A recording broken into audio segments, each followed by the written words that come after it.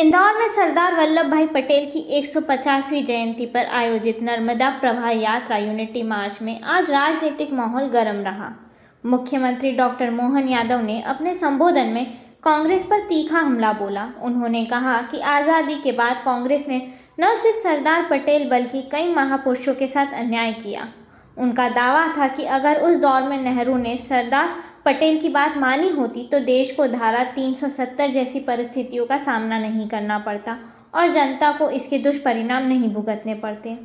CM ने कहा कि सरदार पटेल हमेशा खुद को पीछे रखकर देश को आगे बढ़ाने में लगे रहे, लेकिन कांग्रेस ने कभी उनकी कद्र नहीं की। नर्मदा प्रवाह यात्रा इंदौर पहुंचने पर शहरवासियों ने भव्य स्वागत किया।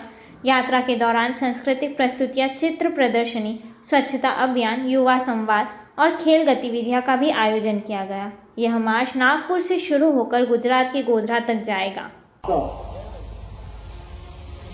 आजादी के बाद एक ऐसे विराट व्यक्तित्व को स्मरण करने के लिए मैं तो मान के चलता हूं, कांग्रेस के विषय में जब कभी बात निकलेगी तो कांग्रेस ने आजादी के पहले जिन जिन महापुरुषों ने बड़ा योगदान दिया, केवल एक खानदान को बचाने के चक्कर में और एक खानदान के भरोसे पूरे कांग्रेस और तत्कालीन समय के महापुरुषों के साथ जितना अन्याय नेहरू गांधी परिवार ने किया, इतना बड़ा दुर्भाग्य के साथ बोलना पड़ेगा।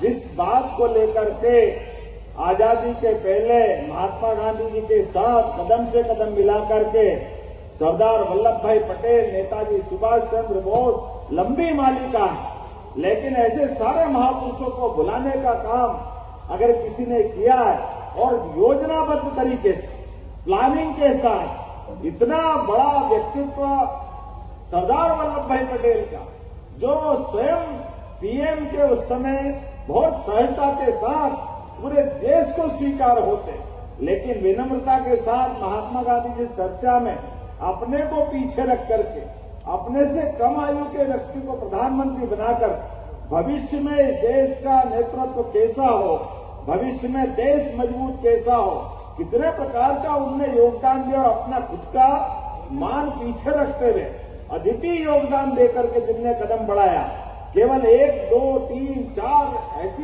बड़ी बड़ी बातें छोड़ दो, वैसे तो उनके जीवन के इतने प्रश्न हैं।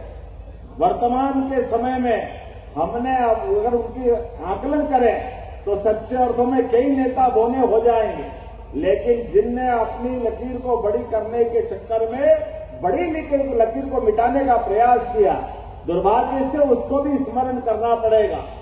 कितने आश्चर्य की बात, सरदार वल्लभ भाई पटेल जिन्होंने न केवल 600 रियासतों को विलीनीकरण कराया और एक कश्मीर की गलती माननीय कैलाश जी भाई साहब ने बताई, ये बात सही है कि कश्मीर के अंदर धारा 370 लगाकर एक रियासत को अकेले प्रधानमंत्री तत्कालीन नेहरू जी ने अपने पास उसका निराकरण करने का मसला रखा है, लेकिन उसके अंदर जो छोड़ी गई गलतियों का परिणाम देश कैसे भुगतता है।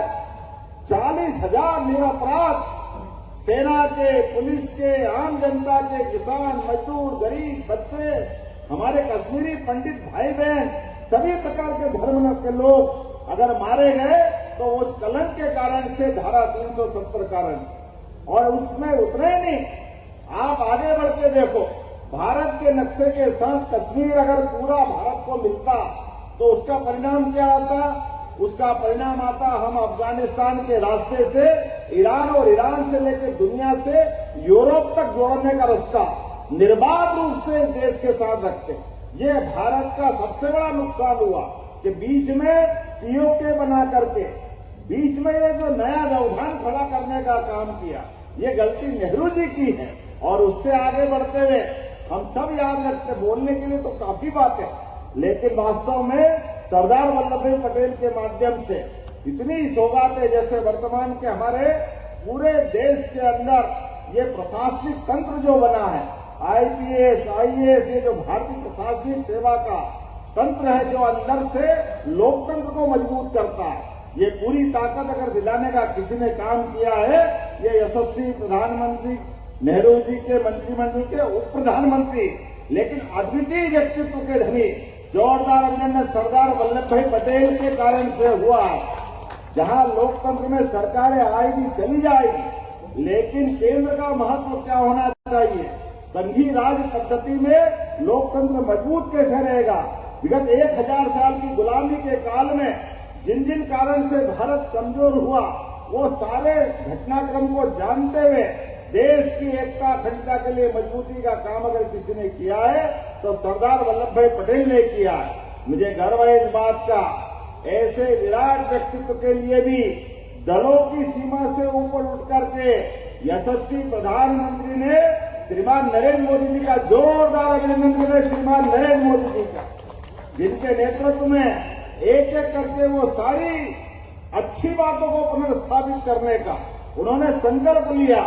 और वाकई किसी के मिटाए कोई मिटता है क्या? किसी का भुलाए कोई भूलता है क्या? कागज पे आप अपने खानदान को भारत रत्न दिलवा दो। नेहरू जी ने ले लिया, इंदिरा जी को दिया, राजीव गांधी को दिया, लेकिन सरदार वल्लभ भाई पटेल की अद्वितीय वो प्रतिमा, जिसके माध्यम से उनके विराट व्यक्तित्व को सदियों तक याद रखा जाएगा। जोरदार अभिनंदन करें मोदी जी के माध्यम से। मैडम, सबसे पहले तो मेरा नमस्कार आपको। मैं कुबेर यदु छत्तीसगढ़ की भूमि से आज यहाँ पर आया हूँ 1 मार्च में, और एक भारत श्रेष्ठ भारत के इस ध्येय को लेकर पूरे भारत के 4 जगहों से यात्रा निकली हुई है। इस यात्रा का उद्देश्य ये है कि विकसित भारत, आत्मनिर्भर भारत और स्वच्छ भारत, ऐसे 3 विषयों को लेकर भारत ये यात्रा निकली हुई है। इस यात्रा में पूरे भारत भर के युवा एक नए भारत के निर्माण को लेकर आए हुए हैं। कितने लोग आए हैं इस यात्रा में? इस यात्रा में पूरे भारत भर के 1000 जिले से, प्रत्येक जिले से 2 युवा प्रतिनिधियों को चयन किए गए हैं। उसमें 2000 युवा पूरे भारत भर से केवड़िया की भूमि में जाके एक भारत श्रेष्ठ भारत का नारा बुलंद करेंगे। हिंदी में हम तेलंगाना से आए। तेलंगाना से ये सूचना है हमारे को केंद्र और राज्य सरकार से, जो जिधर भारतीय जनता पार्टी केंद्र और राज्य पार्टी से क्या है बोलते हो, ये लोग पुरुष अपना सरदार वल्लभ भाई पटेल जी 562 प्रिंसली स्टेट्स तेलंगाना भारत देश में विलीन किया है। तो उसके साथ हमारा संबंध बहुत है। क्यों बोलते हो? इससे पहले तेलंगाना हमारा हैदराबाद संस्थान थे। निजाम को हरा के, पूरी खतरनाक ताकत से निजाम को हरा के आज ये हैदराबाद जो तेलंगाना राज्य है ना, आज भारत देश में शामिल है। अगर सरदार पटेल ये तेलंगाना को विमोचन नहीं दिए तो, हैदराबाद को भारत में शामिल नहीं किए तो, हम भी इस भारत देश की इधर जो इंदौर आने के लिए पासपोर्ट लेके आना पड़ता है। ऐसा स्थिति हटाए। कौन हटाया बोलते हो? सरदार वल्लभ भाई पटेल जी। उनको स्मरण करके, उसको इंस्पिरेशन लेके 150 ईयर्स बर्थ एनिवर्सरी में उसको इंस्पिरेशन लेके रन फॉर एकता यात्रा में हम शामिल है। हमारे पूरा हमारा तेलंगाना वासी है, सब लोग हैदराबाद और तेलंगाना से विविध जिला से आए। एक जना पालामूर से आए, एक जना आदिलाबाद से आए, एक जना भद्राचलम से आए। ये पूरा राज्य, ये पूरा जो जिला है तेलंगाना में, ये निजाम की जो नियंत्रित में बहुत लोग सफर हुआ। बहुत लोग, हमारा माँ, हमारा बच्ची, हमारा बेटा, हमारा दादा, सब लोग निजाम से खून बहाए इस देश में शामिल होने के लिए।